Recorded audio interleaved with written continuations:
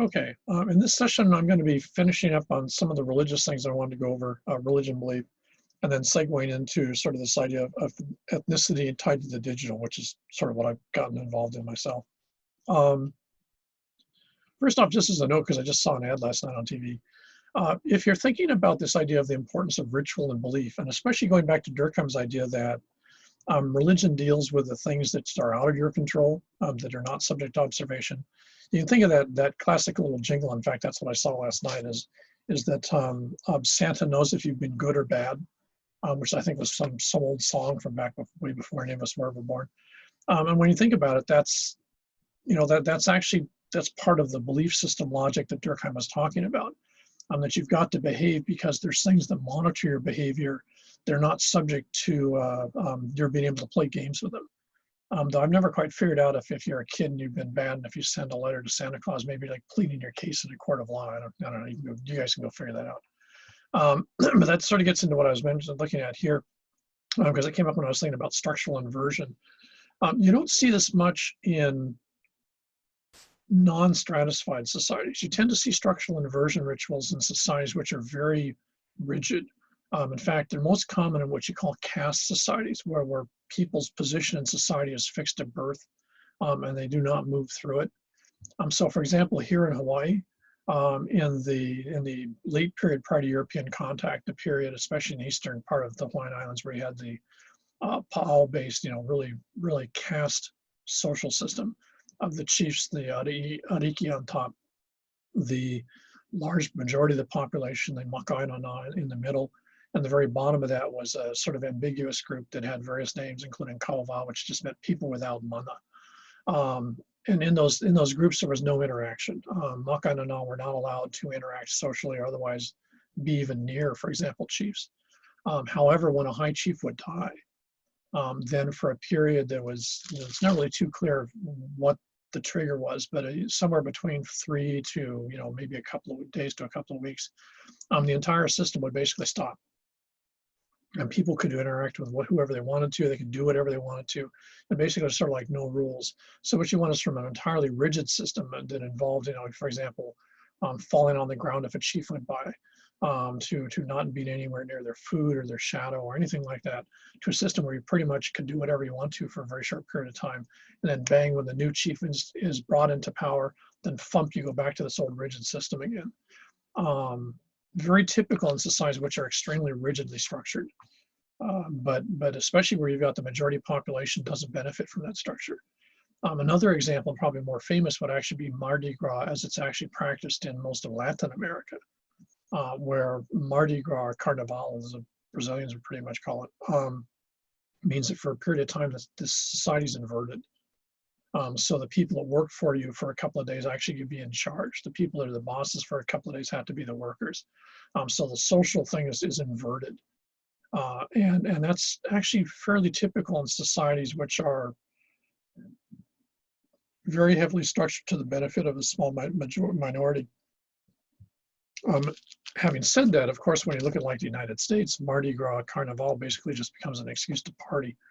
But in areas of Latin America, it's actually very important, because one of the main functions it served is it reduces stress in the society, and also reminds everyone they're part of one package deal.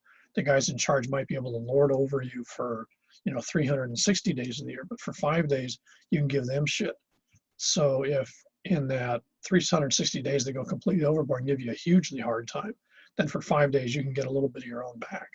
And they know that. Everyone knows that the system inverts. So it's sort of a control, a classic sort of normative control all the way through the system. Invariably, this will be linked to some sort of ritual belief function, because, if you're the folks in charge, you don't want to suddenly find yourself out of charge. And if you're the folks that aren't in charge, you really want that to be permanent. So you have to tie this to some sort of ritual or religious belief that basically does, it starts now and it ends then. So, time on, switch off.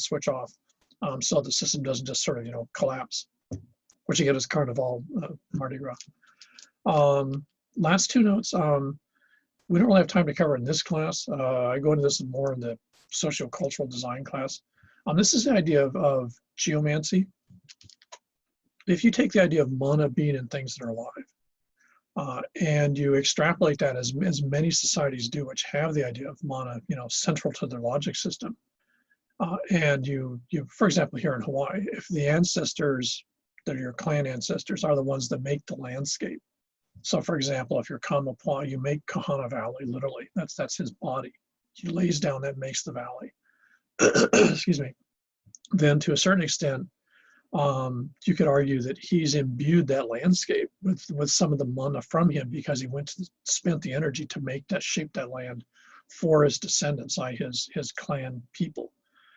So if you're one of Kamapua's descendants and you live in Kahana, the landscape to a certain extent is imbued with the mana of your ancestor, not the least of which, of course, he's still actually there running around. So in that concept, what you very quickly find out, not illogically, is that you can see mana as actually existing in the land, rather than just being, for example, in things that are living in the sense of like running around kind of living.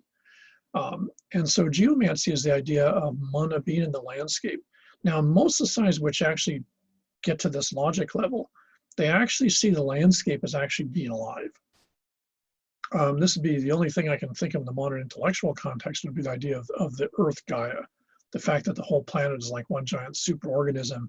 So if you look at the atmosphere, that's basically your breathing or your respiratory system. The water would be your fluid system, like blood and stuff. And it's used as an analogy when you're looking at Western environmental issues and the fact that they're global. But in traditional or non-Western belief system, which you frequently find is the whole landscape is seen as basically sort of like an organism. And in that organism, there's spots where the energy, we think of like the circulatory system, flows through. The most famous of these would probably be the Chinese one, feng shui. It's been around for thousands of years. It's very sophisticated. It's very complicated. I've studied it for a while. It gets really complicated. But it basically, if you want to think of an analogy, what you actually have is an organism. And for example, mana, or in their case, qi, same diff, is seen as flowing through that organism. And when you're doing feng shui in the traditional Chinese sense, what you're looking at is the shapes of the organism. In other words, the parts of the organism, the way that the qi flows through the organism, and that defines where you place things, where you put a house, where you put a business, where you put a road. All that stuff is defined by the way that the mana / qi moves through the landscape. And you want to both tap that, but you don't want to tap too much of it. The same way that, remember, too much mana can kill you. What you want is the right amount. And if there's something that takes away mana and you stay there, it can kill you also. So too little can be deadly, too much can be too deadly, but you just like Goldilocks and three bears, you need the right amount. And that's what feng shui does. And that's true of most geomantic systems. Now in the Celtic the Celtic system had a very sophisticated form of geomancy in Europe. The Romans and the Greeks had their own geomantic system. Invariably, Roman and Greek houses, not so much houses, but especially temples and stuff, were based on the idea of mana or chi in the landscape. But the Celts had a very complicated system where even the roads that you walked on, where roads intersected, were actually seen as reflective of mana or chi in the landscape. That system gets hammered so badly by the Romans, and to be honest, I don't know, it's been so long, you're talking about 2,000 years there. I don't know that anyone really understands or really has a real grasp of why there was that relationship between roads and movement, though maybe it's just movement, and the idea of chi or mana. But this was actually defined, and one of the terms that comes out of that in the Celtic, i.e. the Western European tradition, is the idea of what are called ley lines. The idea that there's actually lines or channels of energy that are in the ground that you can either tap or use or stay away from, for example, if they're too powerful. Now, what gets us really sort of trippy is, of course, this is all not only pre-Roman, but it's pre-Christian. In the Christian period, what happens is knowledge of this stuff was still around, and as was typical with a lot of universalistic religions like Christianity, they realized that if you tried to fight with the belief system that people had, given the durability of belief systems, it wasn't going to work. So it made more sense to actually embrace the belief, tweak it and modify it so it fits into yours, and now you've plugged the old system into the new system, and you validated the new religion by actually linking it into the old system. You've changed ownership, just like changing title on a car, if you want to think of it. And so again, we're looking towards Christmas in a month or so. That's a classic example of Christians taking the Christian religious system, taking over an existing belief ritual and then modifying the winter celebration ritual into a Christmas ritual. In the same way, what you find is, especially in Spain and France and the very western parts of sort of Christian Roman Empire, is they take the ley line logic and they apply it to where they place churches. So in a lot of, especially southern France, but almost all of Spain and Portugal, you'll find that churches and especially cathedrals are actually placed in locations that were either intersecting ley lines or places of great amplitude of mana chi. And that was done very consciously. I've never quite figured out from a theological standpoint how they were able to justify using Celtic logic for a Christian church, but that's the great advantage of belief. You can spin it any way you want. So what you find, and where this becomes even more intriguing, is that you find that then you end up with patterns of pilgrimage that are tied to ley lines. The famous pilgrimages in Spain are all tied to patterns of ley lines in the landscape. So at some point, the Christian church, or maybe the practitioners, were already doing this and then tied it to the church. It's very hard to figure out so far back in time. But a lot of those actual pilgrimage paths are actually ley line paths. So Chaucer's Canterbury Tales are an example that pilgrimage is a ley line in England that goes from one church to another church, but the ley line way predates the whole sort of Christian logic of the pilgrimage per se. Here in Hawaii, the Hawaiian system had a very complex form of geomancy. We have one or two texts that basically, describe it in some detail. There's also a fair amount of stuff we think in the Hawaiian newspaper literature, but I've worked on that project off and on for years, and boy, that's a toughie. Finding articles in newspapers and organizing them is really hard to do. You have to go literally through every page. And there's stuff in there referring to the Hawaiian geomantic tradition. That gets pretty much hammered when the monarchy, i.e. the Kamehameha family, gets rid of the traditional religion in 1820, just before the missionaries get here, actually. Because one of the things they get rid of is in fact, what they're trying to get rid of is the priest. And they're trying to get rid of the people that are religious specialists in the traditional Hawaiian religious belief system, either taunga or kahunas. Unfortunately, when they do that, they don't make a distinction between the guys they really wanted to get rid of and any other one else who was a religious specialist. And one of those other specialties was these folks that did geomancy. So in the Hawaiian system, there was a whole group of priests, of taunga, that specialized in place.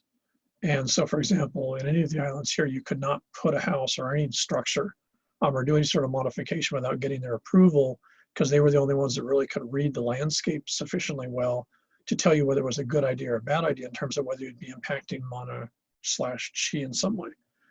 So it was a very, very rigid, very strict, very complicated part of the Hawaiian system. And in some ways, it's very similar to Chinese feng shui. In other ways, it's totally unique.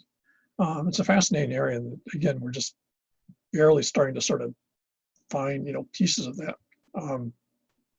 But this sort of last part of this is the idea of land magic in general, or geomancy. The idea that landforms, objects, even directions can have power. So very common in many societies, and in many societies you see it in little pieces.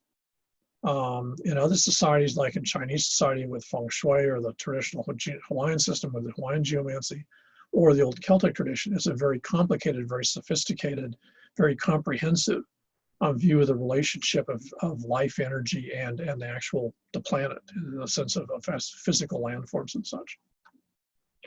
Okay, so that finishes the religion part. Okay, through the magic of pause.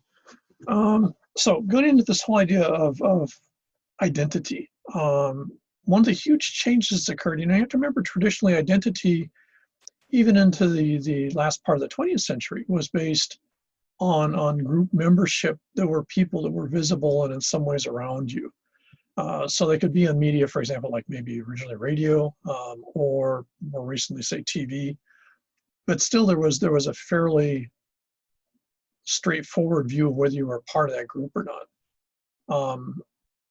And one of the interesting aspects of this is very quickly this gets tied into ethnicity, because you have to remember, again, ethnicity has two parts to it. One is who you say you are, or who you identify with being. And second is that group, whether that group accepts you. Now, this occurs in a lot of interesting ways because when you look at group membership ethnicity is the most obvious form of group membership in many ways, and in some ways probably the most explicit because people, if you ask them, they can almost very quickly, give you the answer to who they are. And in some cases, they're going to be very aggressive about it. Maybe the way they dress, whether they got some towel on their body or something like that, is intended to without them saying anything verbally, is intended to make a statement in terms of who they see themselves as being. So you have to remember at some point when you're looking at this from the standpoint of the individual, ethnicity is really fascinating because it is a way that people manifest their membership, if you want to, their allegiance to something. Now, when we end up with the digital world of the last 40 years, but especially the last 20 years, then all of a sudden all this gets really sort of complicated in rather interesting ways. If you go back to the earlier part of this, when basically with emails and such like that, what you had was the ability of people to organize in ways they'd never done before. You have to remember, if you're going to organize stuff by sending out letters, the ancient medium, it would be really complicated if you're going to get a bunch of people together on a particular day, because you'd have to send out the letters, you'd have to coordinate the stuff, maybe publish it in a magazine, or I don't know how the hell you do a newspaper. I have no idea, but it would be incredibly difficult to do, and it was incredibly hard to do. And so it didn't happen. Once you get digital communication coming into play, i.e. email, then you can send out a thing and you can get a whole host of people in the same place. And then what you can do is you can get a bunch of people that want to basically identify in some way, shape, or form with something in a place. There's been a really interesting amount of anthropology done in the last 15 years on reenactors, and sense of military reenactors, people that basically collect stuff to then go out and for a period of time recreate being part of something in a world that was. I'm going to show you two really short clips. There's going to be sort of a pause and a disconnect here, but the first of these is a really fascinating one that is just really visually striking when you realize the amount of people involved in it.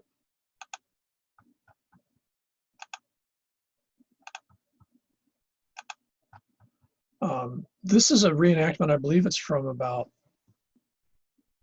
okay, so it's about 12 years ago, something like that.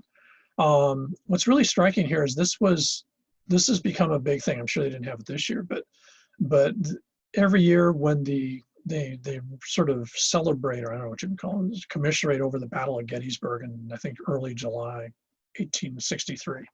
What happens is starting about 30 years ago, is you start to get people that would dress up in outfits that reflected the people that had been in the battle. They'd basically go out there and they'd sort of recreate scenes from the battle in outfits.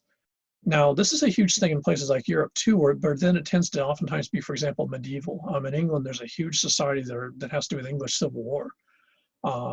Here in the United States, it tends to be the Civil War, but also, as I'll show you in a second, something a little more surreal.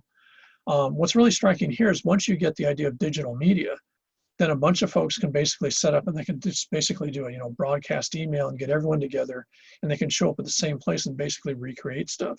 So by 12 years ago, we'll just watch a couple of seconds of this. You can end up with this absolutely enormous number of people recreating a part of the Battle of Gettysburg, but in 2008 or 2009 it was.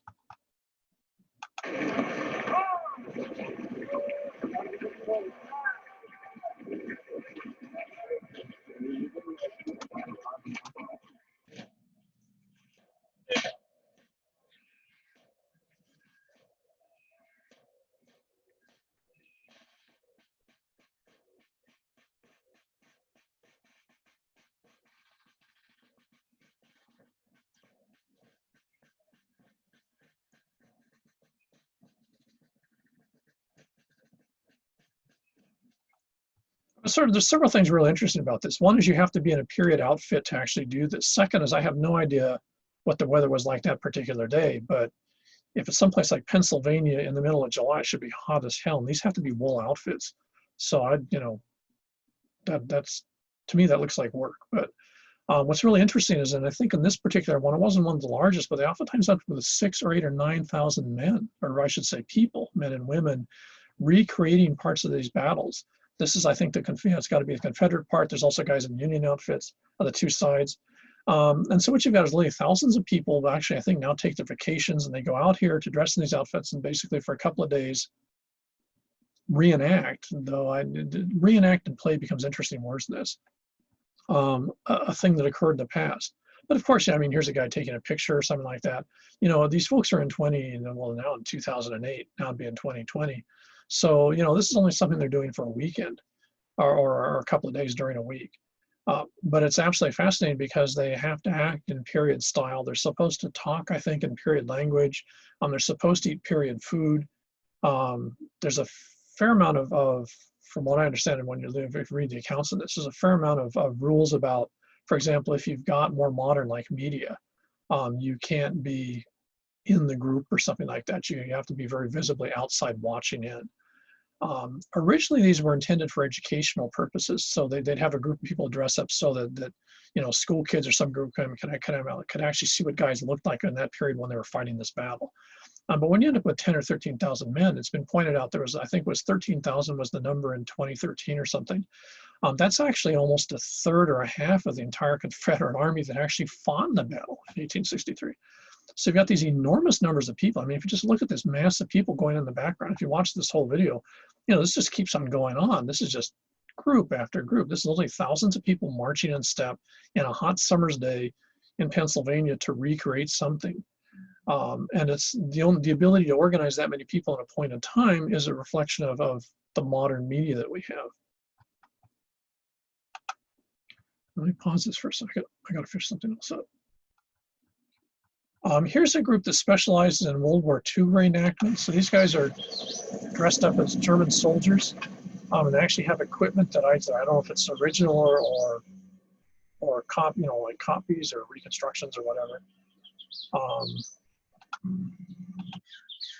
This is actually done in Illinois.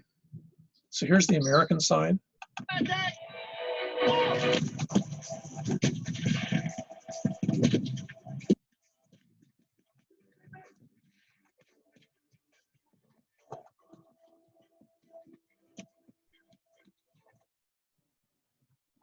Absolutely fascinating. Hard to figure out, at least from my sense, not necessarily easy to figure out just exactly what's going on here, in the sense of why they're doing this. And I would think it would have to be expensive, if nothing else. The outfits and stuff must be expensive. Again, you've got to take the time off to do this. I believe this is actually a 3 or 5 day event that they do in Illinois every year. There's actually a couple of very good anthropological studies on reenactors. There's some that do the Vietnam War. World War II is fairly common. Civil War is by far the largest in the United States. In Europe, it's an entirely different set, or I should say in different parts of Europe. In England, it's the English Civil War and medieval. In Eastern Europe, it tends to be tied to ethnic identity. So there's a big reenactment group in Serbia, which basically reconstructs the period of Serbian struggles against the Turks in about 1300, which in a complex way also ties to their pressure to get rid of all the non-Serbians in the city of Kosovo. So, I mean, this gets into a very complex situation. On one hand, it's just a group of people dressing up and doing something. It's basically a version of cosplay when you think about it. On the other hand, it's in a very complicated way. It's tied up with senses of identity and self. And from an anthropological standpoint, it's fascinating because here you have people in a very visible, intentional way, taking themselves out of the world they're normally a part of and putting themselves in another world that they're not a part of, that's actually distanced from them in both time and space. You know, folks that are obviously American dressing up in military outfits to reconstruct part of World War II in Europe, but they're doing it in the middle of Illinois, which that didn't happen in. Or folks that are reconstructing a battle that occurred 170 years ago or something. I don't know. My edition's really crappy on Fridays. So, you know, it's part of a very complicated thing. I'm going to be sending a short attachment for a really fascinating short sort of a blog that a lady did years ago when she was talking about the issue of cosplay on YouTube, which is sort of an interesting thing because that's an entirely different group, and yet it isn't. Reenactors are reenacting part of the past, but to be honest, as someone who, when I was working out in the field, we occasionally had to eat sea rations way back in the day. You know, I hate to say it, but someone in 2020 or 2019 that's dressing in a World War II outfit and running around, but doesn't really have to worry about getting blown up or shot, really is not, in many ways, part of the reality of that war. It's very much again, it's going to be rude. I'm sorry if you're into this, but I'm going to say a make-believe view of that. And in the same way, if you go to the huge cosplay things, which we have a couple here, the Comic-Cons we have a couple of times a year, and huge things again in Europe, but especially in Asia. And this is where I actually started looking at this initially, was in Japan, where cosplay and all sorts of forms is an absolutely fascinating, very complex art form that you see all across the place, especially in Tokyo and Osaka. But what you also see there is a very fascinating thing in terms of talking to those folks is their sense of relationship with something that again is fictional in the sense that it's not part of reality. It's part of either anime or manga, or it might even be some sort of Japanese folklore in terms of yokai or something like that. And yet people are dressing up in those outfits to basically reenact or replay or somehow other vicariously engage in being something they aren't. And again, the power of the digital makes this incredibly fascinating. And of course, you saw this at the very beginning of the semester when I had you watch the Hatsune Miku, that you can actually have entertainers who are entirely holograms, whose music is actually sung by a computer, whose voice is actually a partial voiceover but distorted by computer, who are actually dancing, based on a computer algorithms, and yet have those be popular to actual living people who pay money to go see the computer perform, basically, when you think about it. This is all saying something about the enormous change that we find ourselves getting into in terms of what people identify with. Whereas 40 or 50 years ago, that was very much abstracted. You could watch a TV show, but that's passive. I suppose 40 years ago, you could be a reenactor running around in a World War II outfit, but it'd be a very small group of people. So most of this tended to be passive. In the world that we live in now, in 2020, most of this is active. You can actually be a part of it. In Zoom, obviously, in a class like this, it's not very active, but nonetheless, there's more situational interaction going on, and especially if it's, one of my live Zoom classes, you're actually in the class, you're actually in a digital session where you can talk to each other and the professor and all that type of stuff, and that's in real time. So one of the really fascinating aspects of the digital impact on social relationships is, on one hand, it's allowed it to expand tremendously. You can now have a set of relationships, I'm not sure how you guys have it, but I'm sure there's someone in the group that probably has a social network of over 500 people. It's very typical with college students. That someone has a large group of people who are their friends in one of the social media accounts, Instagram or Snapchat or whatever. In that context, then, those folks can be dispersed anywhere on the planet. They're not necessarily at all around from here. They're not necessarily anywhere near campus. They're not necessarily even on the island of Oahu. And in fact, the key part of that is some of those folks very likely you've never met. And of course, if you go back to us, then we go back to Pleasantville. If you remember that community in Second Life, you've actually got people who are building families, who are living in a little town, who are reenacting being children, with people they've not only never met, but in many cases, because of the intentional anonymity of Second Life, they're never going to know who those people actually are. But they still might marry them. They might have children with them in the sense of digital children. And they might actually have a house and raise a family in a world with people who they've never met and never actually gonna meet. And this is something that is only gonna get more complicated as our technology increases. Within 5 years, I think I've mentioned before, you guys are gonna be living in a world that basically you've got holograms projecting off of glasses or something like that. And the phone will have disappeared, and you'll be interacting with things in a much more sophisticated way than we do now. But already the way we're doing now is so much more sophisticated than just 10 years ago when you guys were in grade school, when you think about it. So this whole issue of social interaction that's digital has two parts. One is that allows you to expand almost infinitely the size of your relationships. If you post a popular video on YouTube, you might end up with 20 or 30,000 people that like it, and maybe 2,000 or 3,000 subscribers that actually start watching the rest of your stuff just because they find it interesting. But you don't know who those folks actually are. They might identify themselves in chat, but you don't know who they actually are. You've never met them, and in many cases they might be thousands of miles away from you. So on one hand, you've been able to expand to include in the people that will listen to you or could listen to you, almost to basically half the world's population, which is how many are on the internet. On the other hand, what we find is that everything seems to be collapsing. The number of people the number of people that most folks interact with is actually shrinking over what it was 40 years ago. So the potential of expansion, or the potential of social growth, which was of course the big mantra of the internet and of social media when they started up, people have the ability to be friends with anyone in the world type slogan, is not inaccurate. But the interesting thing is what we're finding socially is just the reverse is happening. People are becoming more siloized and more shrunken down in terms of the actual interactions they have. One of the interesting side effects of that is we're seeing a decrease in the interactions that people have with real people, in the sense of people they actually know that physically are around them. And that's being compensated by a small increase in terms of people they've never met, but who they feel are more like them. So whereas before, ethnicity, for example, among other ways of identifying self, required group validation, but if you're going to be ethnic, and we'll say that you're in Colorado, and you're going to call yourself Native American. Okay, we find you can do that, but you better have some way to validate that to the folks that are living on a reservation, say in eastern Colorado, who can actually, by virtue of the way the federal government says, they actually are Native Americans. So if one of them comes up and say, hey, Kimosabe, why do you think you're an Indian? You would have to have some way to actually validate that with them. That's the way it used to be. In the world that we live in now, you can identify yourself as anything. And there will undoubtedly be a group of people in the internet that will accept you with that identification.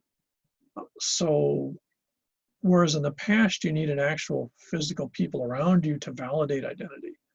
In the internet, it can be entirely done digitally, and basically it removes the concept of place and group from its traditional form and replaces it with something that we're just starting to try to figure out, because of course this has only been around for about 10 years. So when you're looking at this whole idea of group membership and how the digital impacts it, it's important to remember that, at least as far as we see it as anthropologists, the digital has actually changed reality. And this is the main part of what Bullersdorf looked at when he was looking at Second Life back about 10 years ago, is how people basically took their concepts of reality, group membership, and all that, and parlayed it into a digital world and had no problem making that leap. And many of those folks, and a really fascinating thing, it'd be really interesting if you went back to look at them now. A lot of the folks that were in Second Life in 2007, 2010, 2011 are still in Second Life a decade later. It's actually grown in numbers in the last year, especially with COVID, in terms of membership. And a lot of those folks aren't new folks coming in. They're old folks coming back. And that's just something really fascinating about people's need for group identity, but their ability, especially with the digital, to shop around for a group identity that they're comfortable with, rather than having to fit into the demands of the group around them physically, which would be the way it was till, say, 20 years ago. So look more at this next time, but this is sort of moving into our big chunk here with this idea of identity and our multiple identities and multiple or overlapping realities.